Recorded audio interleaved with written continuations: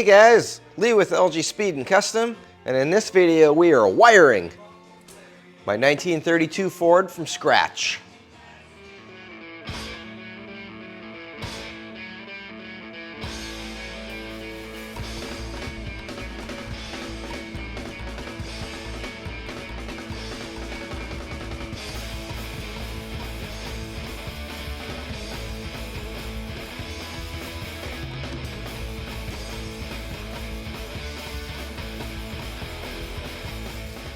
All right, wiring.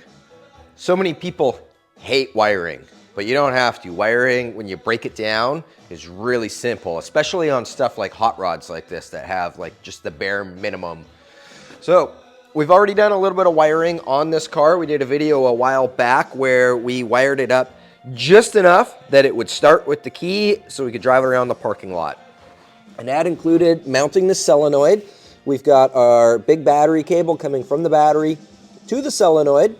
Then we've got one wire, a heavy 10 gauge coming off this battery terminal going to the ignition. It goes up to the ignition. You turn the key on, and we've got our pink wire here that runs to the ignition to give coil to, or power to the coil, so that when you turn the key on, we've got power here. We've got our purple wire coming off the key that when you turn it to the crank position, it triggers the solenoid down here, which then takes power and jumps it from this big cable to this big cable, which makes the starter crank over.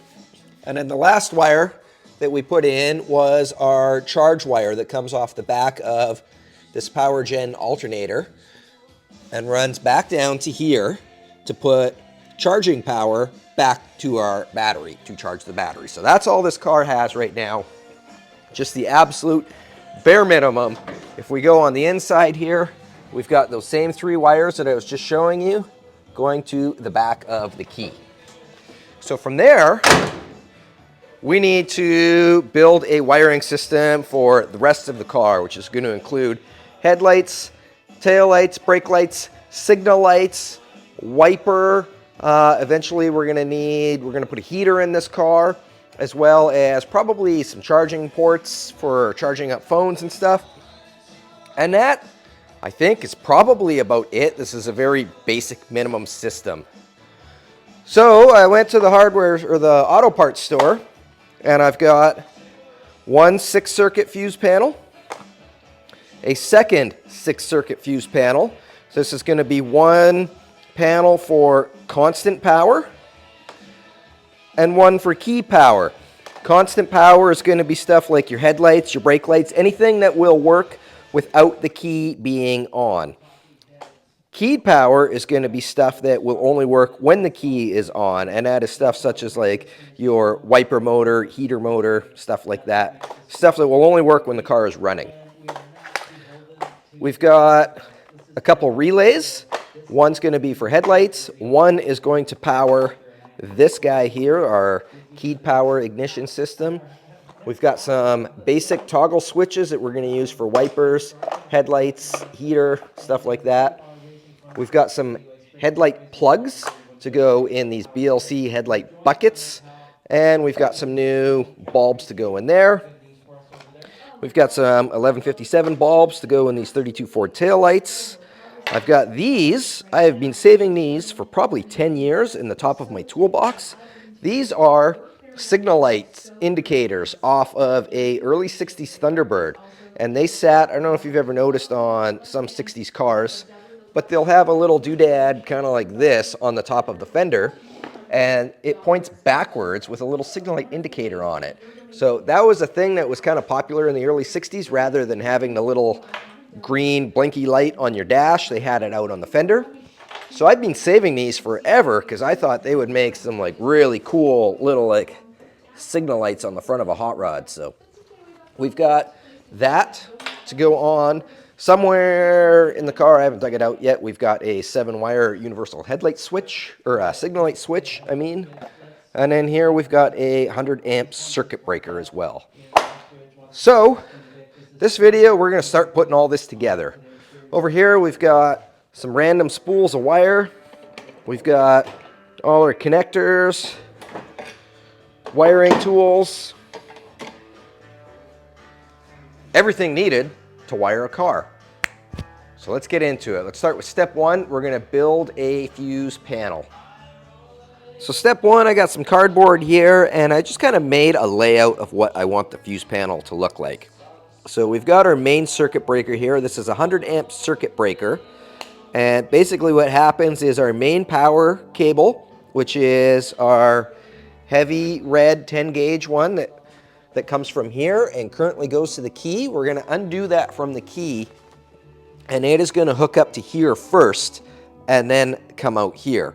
And what this does is if anything ever happens, if a wire shorts out or something bad's going on and it's putting too much load on the car, is that's gonna pop open, break the circuit, and shut you down without wrecking anything. So it's basically like a fuse, only you can reset it when you're done. So this one will take up to 100 amps before it trips. So that's gonna be our main power feed, is gonna come in through there and then come out through here.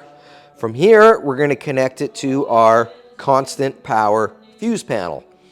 Power's gonna go in there and then it comes out these 6 terminals here with a slot for a fuse in between each one. So power goes in there, through your fuse, out to here. The size of your fuse depends on what you're hooking up to it. From there, we're gonna have another power run out of there into this relay, and from the relay, go to the key power. What happens then is when you turn your key to the on position, which is gonna send power to our ignition system for our coil, we're gonna have another wire teed off of there that is gonna go to the trigger wire on this relay. That trigger wire is gonna activate the relay, which is then gonna take our constant power from here and run it into here and allow us to have keyed accessory power. Why do you need a relay, or how does a relay work? Let me show you.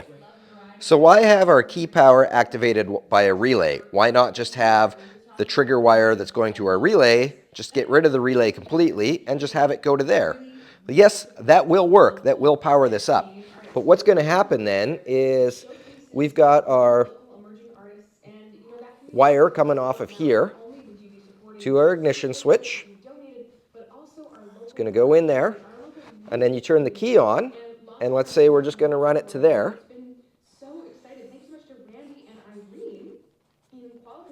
When you turn the key on, and these all get their power, and you've got all of these turned on, all the power required to run all 6 of your circuits here, whether that's a heater, wipers, charging your phone, you got a stereo going, all that power is getting fed through your ignition switch, through your key.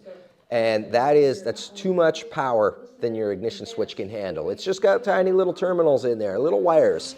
Way too much power for going through there. So what you do instead is have your power go to your key, just like before.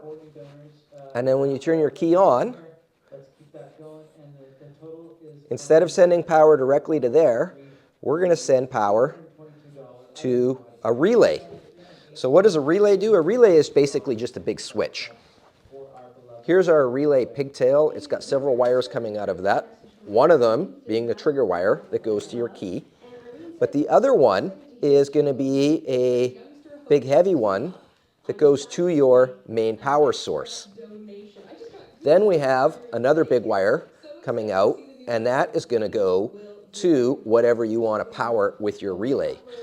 So what happens now is you got your power going to your key, you turn your key on, and it puts power to the relay. And what the relay does is it has a big switch inside of it that connects these two guys through a heavy, or something that is capable of handling that heavy load. And now, instead of having all that power going through your little key switch, it now goes through here. So those work very good for powering up your accessory power, powering your headlights. When you turn your headlight switch on, instead of all the power going through your light switch, it goes through the relay instead. 60s and 70s Fords have a huge problem with the headlights will flash on and off going down the highway, and that is because it's too much load going through the headlight switch. Worked great 50, 60 years ago when that headlight switch was new, but now that it's old, that's too much power for it and it overloads it. Your headlights cut out, the switch cools down, it turns back on. So to bypass that or to fix that, lots of 60s and 70s Ford enthusiasts are using a relay to power their headlights. You can also use it for powering a fuel pump, electric fans, anything that has a really heavy load that you don't want going through your key. This starter solenoid is literally just a giant relay. You've got your heavy power going in, you turn your key to the crank position, which puts power on this little terminal, and that draws a giant magnet in here, which activates a switch that just connects this to this. Turn your key, boom, power triggers it up. Main power, your big heavy power, goes through to your starter. Same theory with these guys, they're just not as heavy duty. So we're gonna take this little template that we made, breaker, 12-volt power, key relay, headlight relay. That's how big our circuit board or panel, fuse panel is going to be. We got to find a spot somewhere to mount this in the car. I've left a little bit on here. Just my kind of idea is to try to mount this using the bolts that are already holding the dash tunnel in place. So I've left this long so that we can kind of fit it. We'll go under the car and I'll show you what I'm talking about. So under the dash here, we've got one hole here that's not being utilized by anything, and then we've got 1, 2, 3 holes or bolts coming through for our dash tunnel. And I'd like to try to incorporate these. I don't want to drill any new holes in this firewall if I don't have to.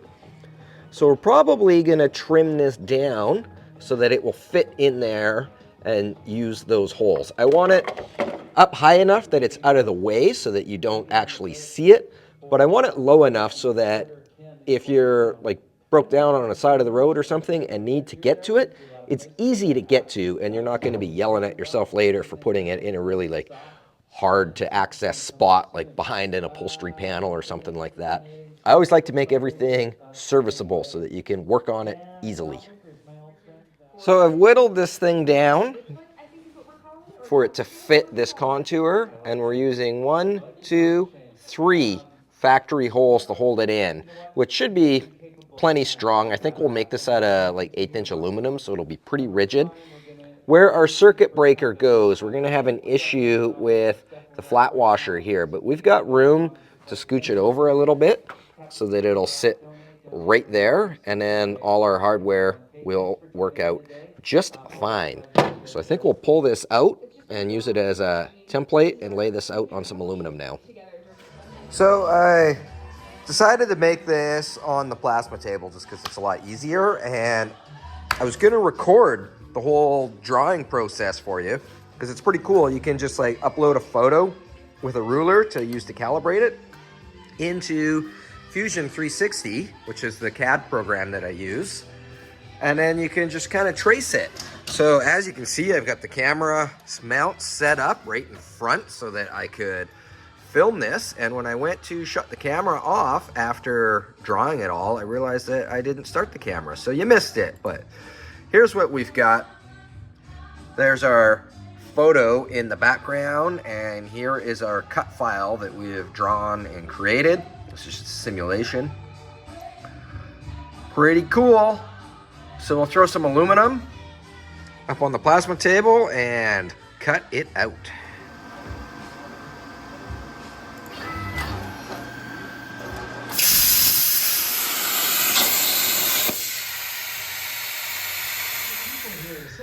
Here's our piece all cut out,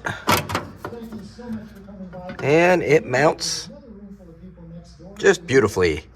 All right, let's take this back out on the bench and we will start fitting all our other pieces to it. Before I took this off, I traced where the washers were so that we can situate this where it's not going to be in the way of the hardware that holds it on. Just gonna drill some holes and use some good old-fashioned screws.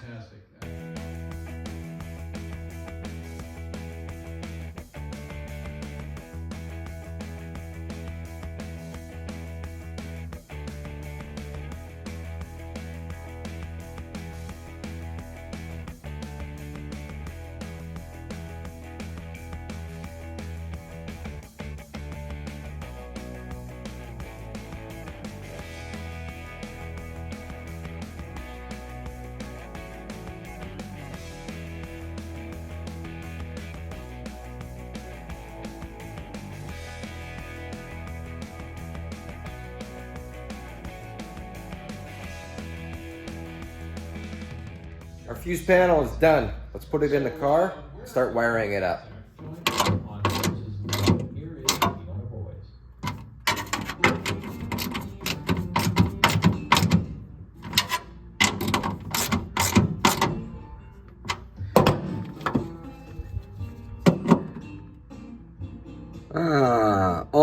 Almost perfectly level.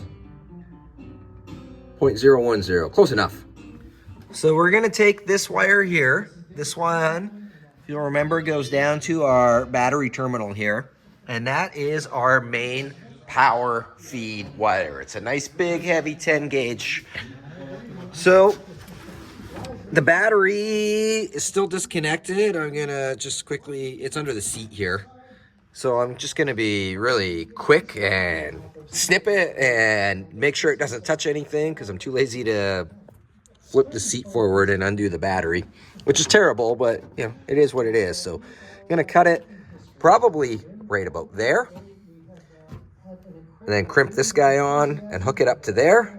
And then we've got power going into our circuit breaker. From there, we're gonna take the another piece of red 10 gauge and go from this side of our circuit breaker to our 12 volt power. And then when we snip this other guy here, it can either connect here or here. It doesn't really matter, whatever lays out nicer. I'm gonna apologize in advance if I bang the camera or you can't see what you're doing. There's not a lot of room under a dash to begin with. And then when you put a camera in the way, it just makes it even harder. So my arms are on each side of the camera right now, and it is right in front of my face. I can barely even see what I'm doing.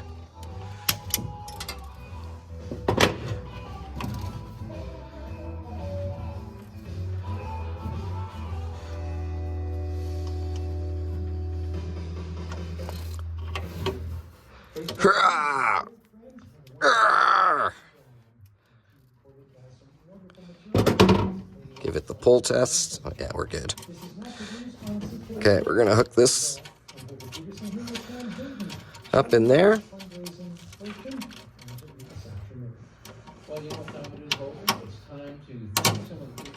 There we go. We got power hooked up to circuit breaker.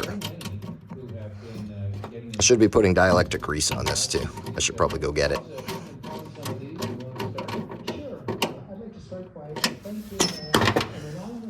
All right, from here, we got to go from here over to here. All right, so if we hook our test light up, we've got power there. Let's close our circuit breaker here. We've got power there. Now say something happens and it trips or wire shorts out or something, that will trip and we lose our power. I think I'll probably just hook that guy right to there, and then we'll use this guy to go across there. This is dielectric grease here, and it's basically just kind of like a waterproof or water resistant. It stops the moisture and stuff from getting in there, which is pretty crucial. Where I live, it rains a lot here. It's very humid.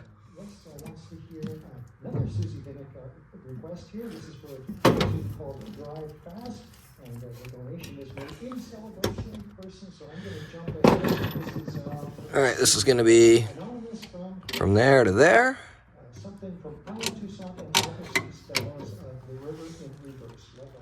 And then we'll double that guy up on there. Where did our big nut go? There it is.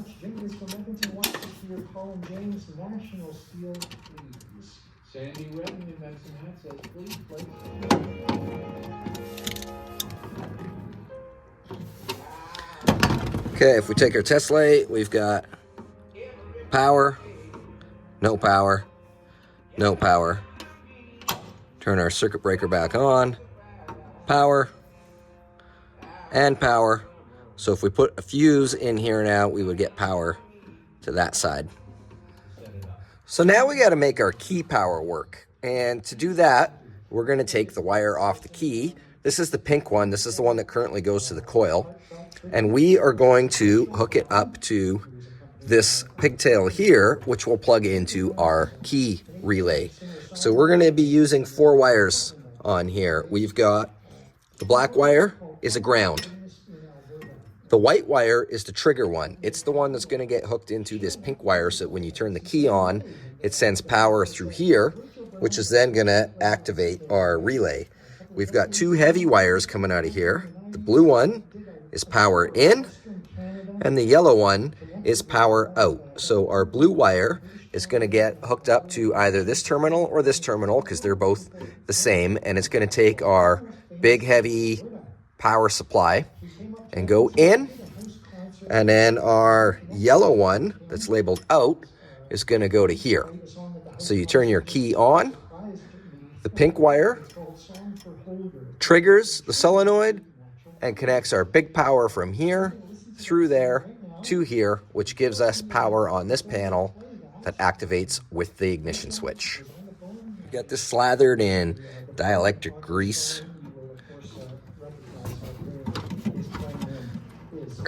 Get in there.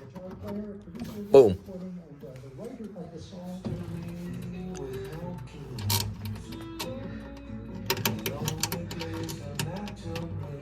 Power going into the relays is done.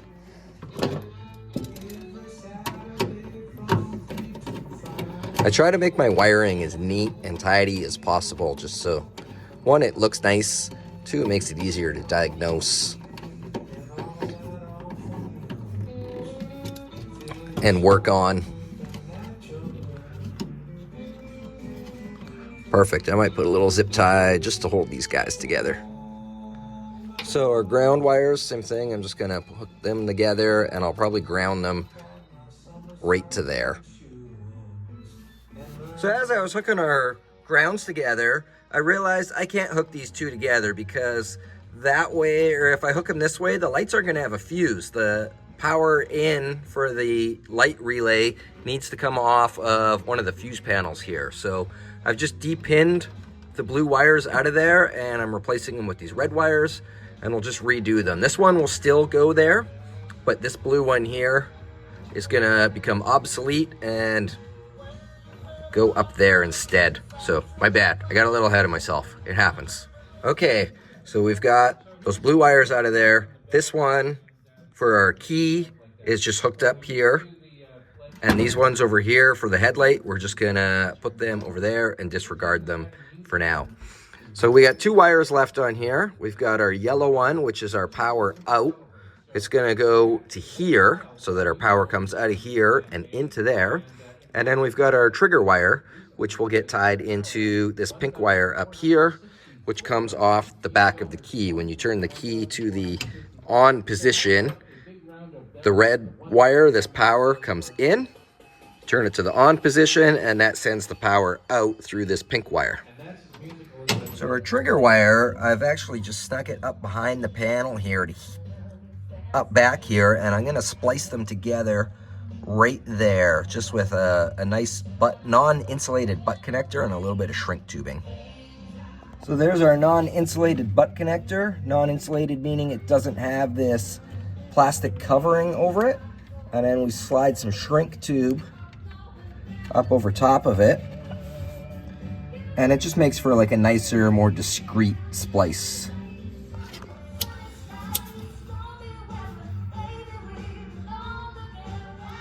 All right, so now when we turn our key on, it will send power through here, down to here, which triggers this, and will send power out. We've got our out wire hooked up now. So if we turn the key on, well here, let's test it first. Nothing. Let's turn the key on. And now we've got power to our key side. Beautiful. So now we've got our kind of like base set up, and now from here we can go out to all our circuits. So our key side would have stuff like the heater, the wipers, etc. The 12 volt constant side would be your lights, your brake lights, so that, you know, if your car dies or something, or your keys shut off, you can still turn your brake lights on and let people know that you're slowing down or whatever. Cell phone charger would go on this one so that you don't need your key on to charge your cell phone. So yeah, let's go out from there.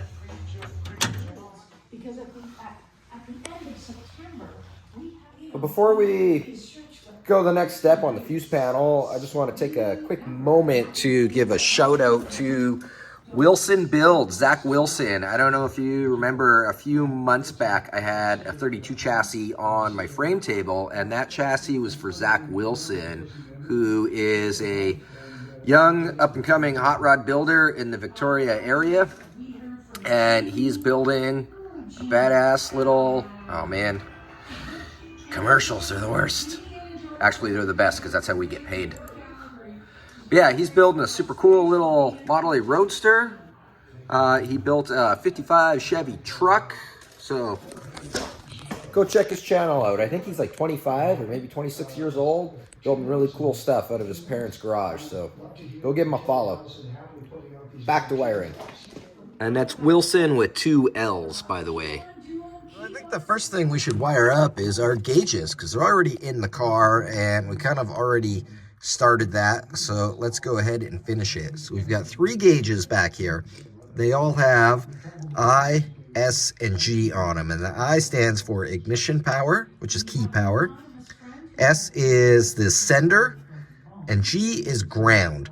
So we're gonna go off of our keyed fuse panel, this guy here, and run a wire from one of these 6 terminals up to one of our gauges on the ignition side. From there, rather than running 3 wires from over there all the way to here, we can just run 1 wire to here and then do a jumper wire to this one and then a jumper wire to this one, so that when we turn the key on, it sends power to all 3 of these. We'll do the same with the ground. We'll do a ground that jumps to all of them and then just grounds out to wherever. The sender wires, though, those we're going to have, I can't remember which gauge this is, oil pressure, I think.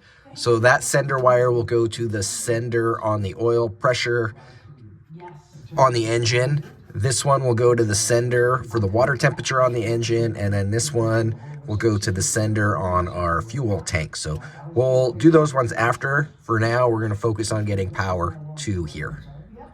All right, we've got this brown wire coming in, and it goes to our ignition, jumps over to our another ignition side, jumps over to our another ignition side.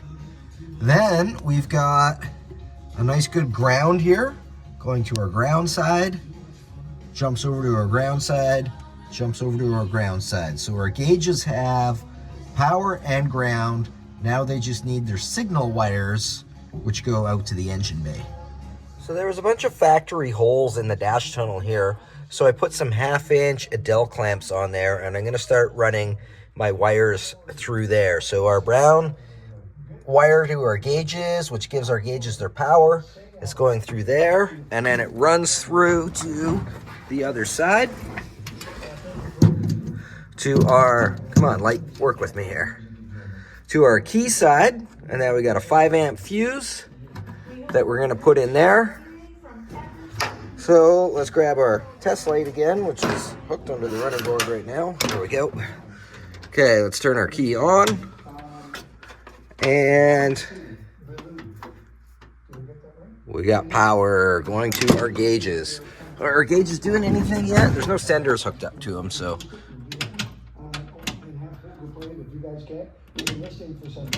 Not really, no. We'll have to hook some senders up to them and see if they work.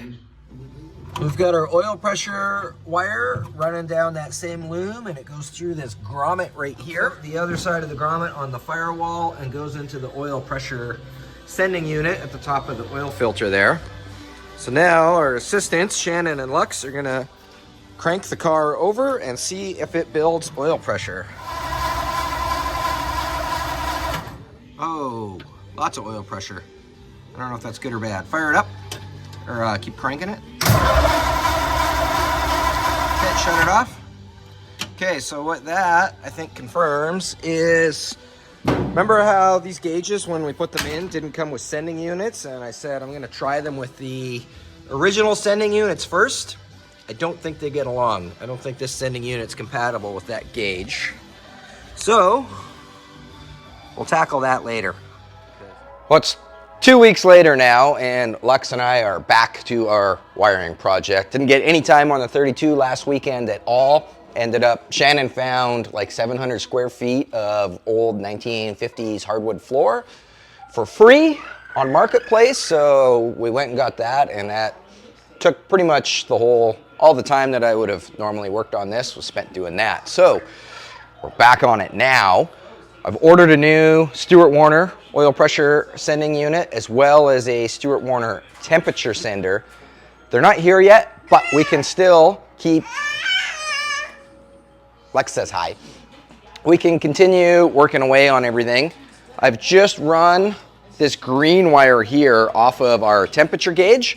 It is nice and long. I'm mostly wiring this out of like cutoffs and stuff that we have.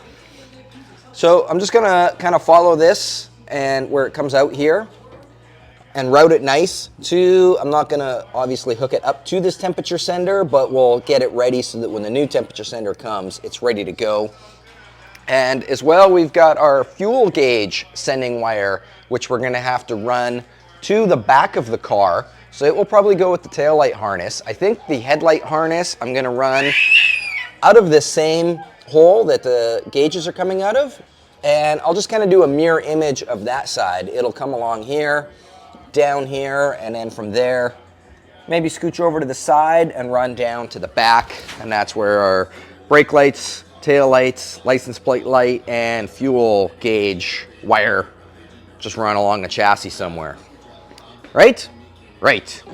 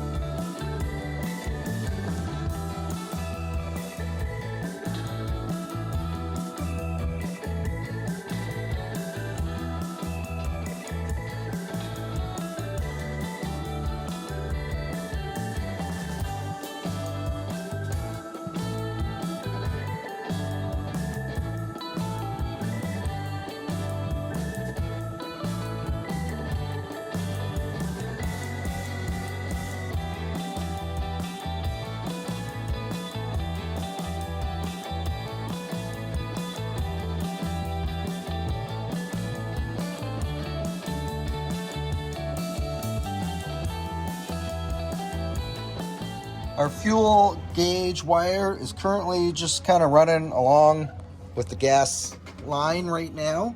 Comes into the back here, up to here. And if you'll remember, when we put the fuel tank in, we put a long tail on here. So I've just put just a removable bullet connector there with some dielectric grease, so that if we ever have to pull the tank, we can just undo the wire there, because where it goes onto the sending unit up top, you can't actually get to it. So this just makes it easier if we ever have to blow it apart. Obviously the water temperature and the oil pressure aren't hooked up anymore, but if we turn the key on, our fuel gauge moves. So I don't know how accurate it is. I don't know how much gas is in there. I dumped a 5-gallon jerry can in this thing when we first fired it up. And that was quite a while ago, and it's definitely had a lot of runtime on there. So I think the gauge is pretty accurate, but we'll find out for sure when we actually put fuel in it. It's got to be better than, remember in Shannon's last Meteor video, we put a new sending unit in her car, the reproduction Ventique one. It's terrible, absolutely terrible. When you fill the car up, it goes to full.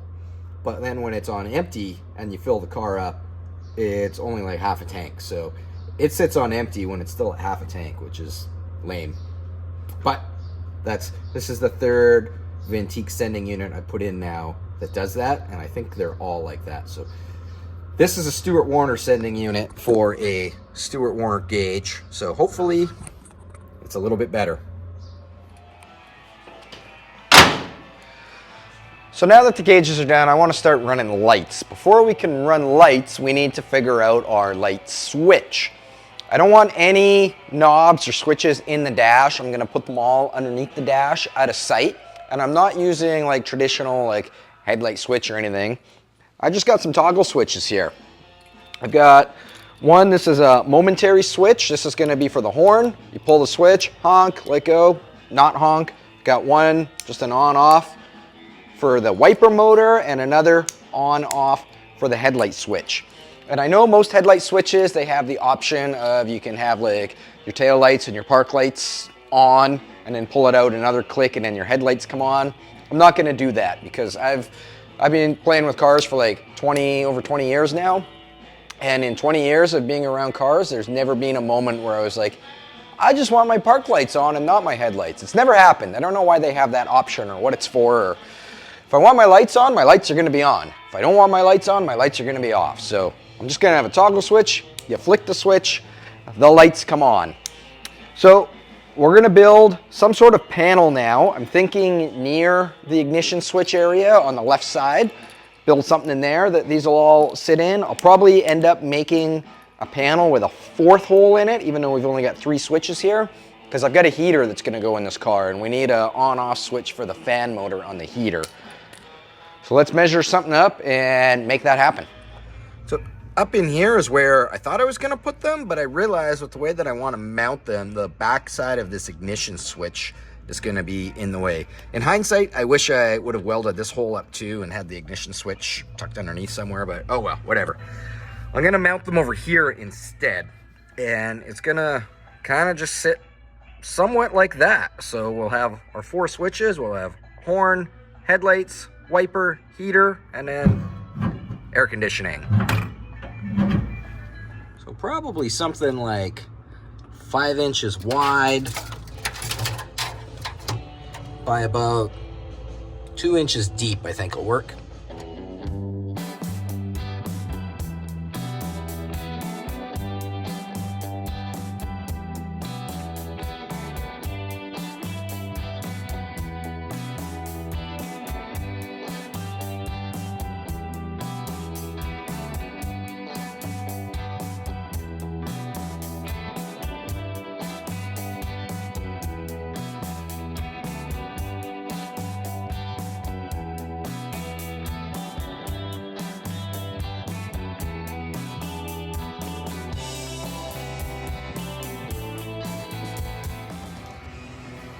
There we have it, our little panel. We'll clean the dross off, put it in. That's 1/8 inch aluminum, so it should be nice and sturdy. Got 3 holes in here to fasten to the bottom of our dashboard, and then obviously the toggle switches are gonna go in right there.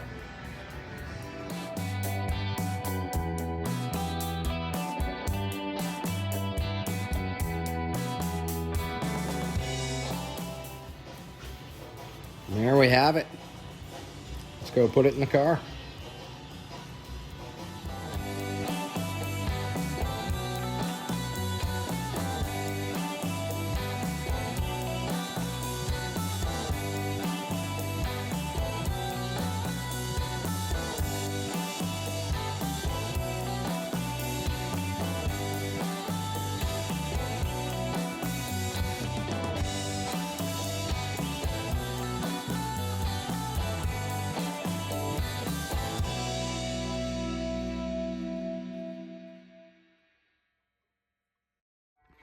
Good news, bad news, good news, bad news. So, first bad news. Those 3 holes I was drilling from the bottom, somehow, I don't even know how this happened, but it happened. The drill bit snagged my upholstered panel and tore it. Ah, that sucks. Fixable, we just gotta take it all apart to fix it. So I'm not gonna worry about that now. That'll be, I don't know, maybe we'll fix that next winter. Not only did I snag it there, but I also snagged it there. Ah, whatever. Anyways, so good news though, it's in. Bad news, the back of the switches were hitting this panel, which I kind of thought might happen. Good news, I put a little bend in there on the brake. Not quite, I don't know, maybe a 30-degree bend, and it works great now. So we've got our momentary switch for our horn, our headlight switch, our wiper switch, and then this one will eventually be the heater switch when we cross that bridge. That might be a while. It's very warm. It's like 25 degrees today, so it's definitely not a heater day. In fact, I had to close the door because it was getting a little bit too hot in here. So anyways, kabam, kabam, kabam. I wonder how many times Shannon's gonna honk the horn when she goes to turn the headlights on. Funny story. A couple years ago, we did a video of a road trip in the 47 Ford where we did the whole Sunshine Coast. Anyways, we were at, I think, Pender Harbor. We stopped to stretch our legs, use the bathroom and stuff. Shannon decided she was gonna drive from there. So the 47 horn button is close to the starter button. There's this old man checking the car out as we're getting ready to set off. She flicks the ignition switch on, goes to hit the starter button, hits the horn button instead, blows the horn. That car's got like fake train horns on it, so it's extremely loud. Scares the crap out of this guy. He like crapped his pants right on the ground. Big mess, disgusting. Anyways, she thought it was hilarious. We hit the starter button, left the poor guy there. So, note, Shannon, that's the horn. So for headlights, we're just running some sealed beam BLC headlights. These are one of my favorite headlights, and I think they look pretty cool on that car. I know right now it's really popular to run big headlights. This car originally had big, it had 32 Ford headlights on it when I got it. I'm not into that. I really like the 50s and 60s style with the small little 7-inch. So that's what we're running on that. These were a swap meet find from, I think I got these at the Monroe swap meet 2 years ago. For the back, just running 32 Ford taillights. These are the taillights that were on the car when I got it, along with the factory taillight stands. These just go on right there like that. So I've gone and sandblasted these, and I think we'll powder coat them black. This is also the original license plate frame, or license plate bracket. It, I think, is homemade somewhat. I had to clearance it just a little bit more to clear. You can see how this got pushed in. That's because it didn't have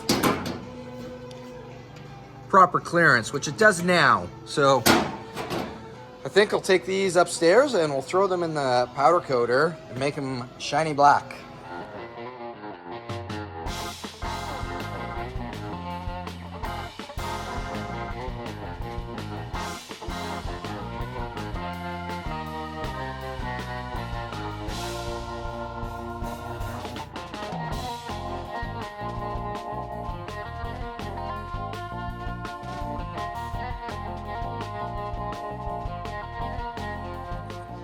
Hottest day of the year so far, and I've got the powder coating oven going. It is 74 in the shop right now, which I know you guys down south in Texas and Florida and stuff like that probably don't think anything of that, but I live in Canada, and it's the beginning of May right now, so I'm not complaining. It's comfortable.